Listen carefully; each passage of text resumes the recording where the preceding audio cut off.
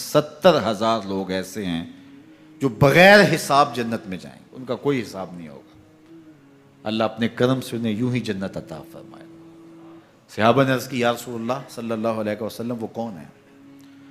تو آقا کریم نے شرف فرمایا کانو لا یکتوون، یہ وہ لوگ ہیں جو اپنے جسم پہ داغ نہیں لگاتے، مخصوص نشان جسم پہ لگا لیتے ہیں، یہ فلاں بزرگ کی نشانی ہے، یہ فلاں جو ہے وہ شہید کی نشانی ہے۔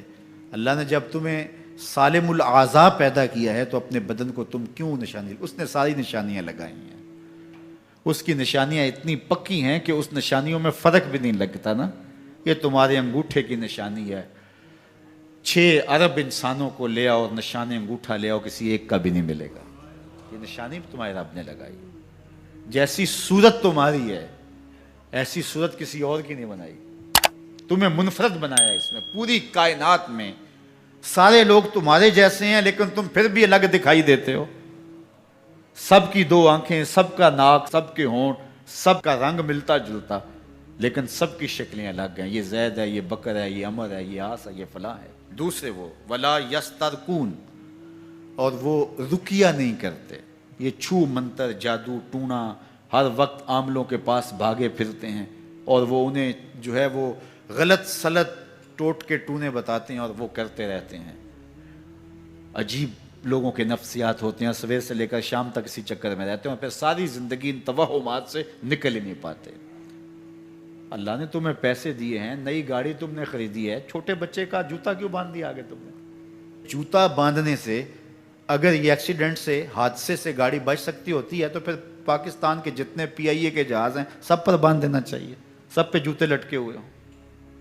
عجیب تم نے فلسفہ تراشا، کسی نے جو ہے وہ کالی رنگ کی پٹی باندھ دی نیچے، اس سے اس کو نظر نہیں لگے گی۔ گھوڑے کے پاؤں کے نیچے جو کھری لگی ہوئی ہوتی ہے، کچھ لوگوں نے اپنے گھروں میں وہ باندھی ہوئی ہوتی ہے کہ اس سے ہمارے گھر کے اندر کوئی مصیبت نہیں آئے گی، کوئی تکلیف نہیں آئے گی۔ کسی نے ہنڈیا اپنے گھر کے اوپر الٹی رکھی ہوئی ہوتی ہے، یہ ہنڈیا بچا لے گی، اور میاں ہنڈیا کیا بچائے گی تجھے؟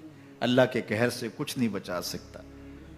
جب تمہارے اوپر کوئی مصیبت نازل ہونی ہے تو کچھ نہیں بچا سکتا۔ اگر بچنا چاہتے ہو تو پھر اللہ سے استغفار کرو، اللہ تعالیٰ کی تسبیح کرو، اللہ کی تحلیل کرو، میرے حضور پہ درود پڑھو، پھر دیکھنا کہ مصیبتیں ٹلتی ہیں یا نہیں ٹلتی ہیں۔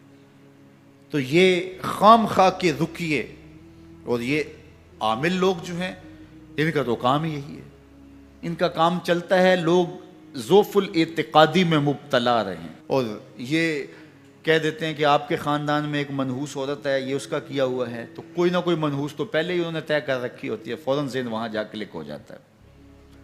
اس کا نون سے نام شروع ہوتا ہے، اس کا کاف سے نام شروع ہوتا ہے، اس کا جیم سے نام شروع ہوتا ہے، تو پورے خاندان میں کسی کا نام کاف نون یا جیم سے تو شروع ہوتا ہی ہوگا، یا دوستوں میں، تو فوراً ذہن جو ہے ادھر منتقل ہو گیا۔ اب یہ بابا جی نے بتا دیا ہے، ہاں ہاں ہاں اس نے یہ بات کی تھی، کچھ باتیں یاد آنے لگیں، اس کاف سے شروع ہونے والے نام کے ساتھ نفرت پیدا ہو گئی۔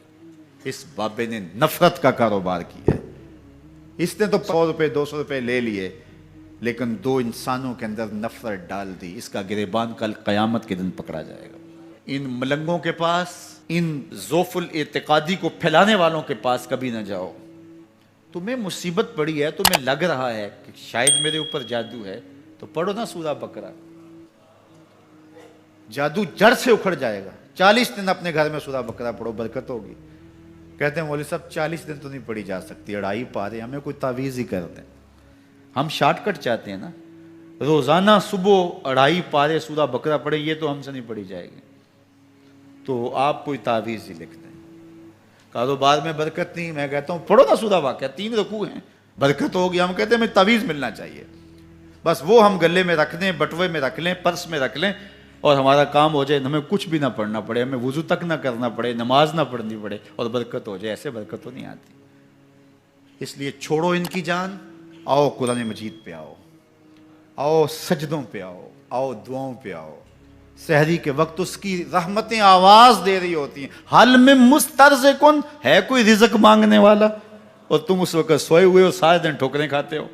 آؤ نا اس وقت جھولی پھیلا کے، ہاتھ پھیلا کے کہو مالک تو جھولیاں بھر دے، تو پھر دیکھنا کبھی کمی نہیں آئے گی، عطا فرمائے گا۔